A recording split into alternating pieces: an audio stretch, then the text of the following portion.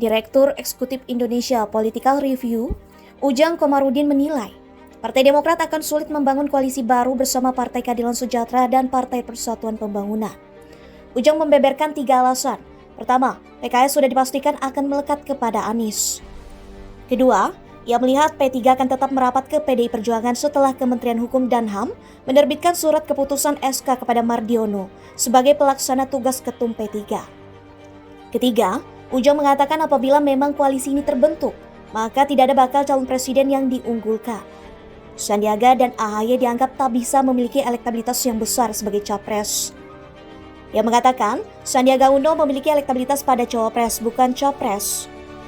Sama seperti elektabilitas Agus Harimurti Yudhoyono atau AHY yang hanya masuk bursa cawapres.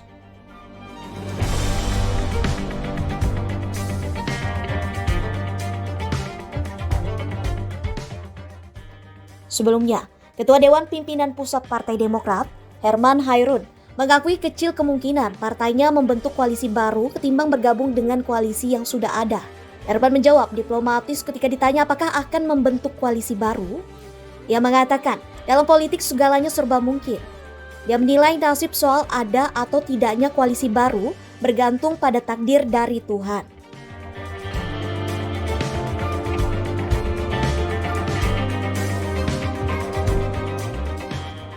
Herman mengatakan, partainya berpikir rasional untuk menawarkan syarat jika bergabung dengan koalisi. Sebelumnya, ketika membentuk koalisi perubahan bersama Nasdem dan PKS, Herman menyatakan mereka memang merintis dari awal. Herman juga mengatakan arah koalisi Partai Demokrat setelah mereka keluar dari koalisi perubahan akan ditentukan pada rapat pimpinan nasional atau Rapimnas. Ia mengatakan, awalnya Rapimnas itu dijadwalkan pada 13 hingga 14 September 2023. Namun belakangan terjadi perubahan jadwal. Ia menjelaskan jadwal Rapimnas menunggu arahan dari AHY. Partai Demokrat yang keluar dari koalisi perubahan untuk persatuan masih belum memutuskan bagaimana arah koalisinya. Partai besutan Susilo Bambang Yudhoyono atau SBY itu memiliki 2 pilihan. Pertama, bergabung dengan koalisi Indonesia Maju untuk mendukung Prabowo Subianto sebagai calon presiden. Kedua, bergabung dengan koalisi yang dipimpin oleh PDI Perjuangan yang mengusung Ganjar Pranowo sebagai calon presiden. Sementara itu, Siti Zuro, peneliti ahli utama BRIN, berpendapat bahwa Partai Demokrat memiliki kalkulasi politik untuk menentukan arah dukungan mereka di Pilpres 2024. Namun, ia berpendapat bahwa akan lebih logis bagi Partai Demokrat untuk bergabung dengan koalisi Indonesia Maju.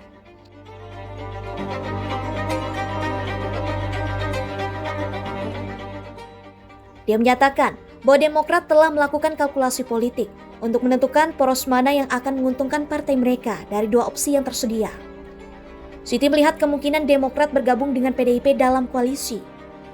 Namun, dia berpendapat bahwa untuk meningkatkan hubungan kedua parpol, proses komunikasi politik dan berbagai penyesuaian harus dilakukan.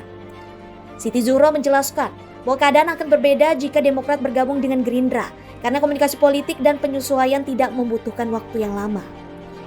Dia menyatakan bahwa ini disebabkan oleh komunikasi politik yang sudah ada antara Demokrat dan Gerindra, serta sejarah koalisi di pemilu sebelumnya antara kedua partai tersebut.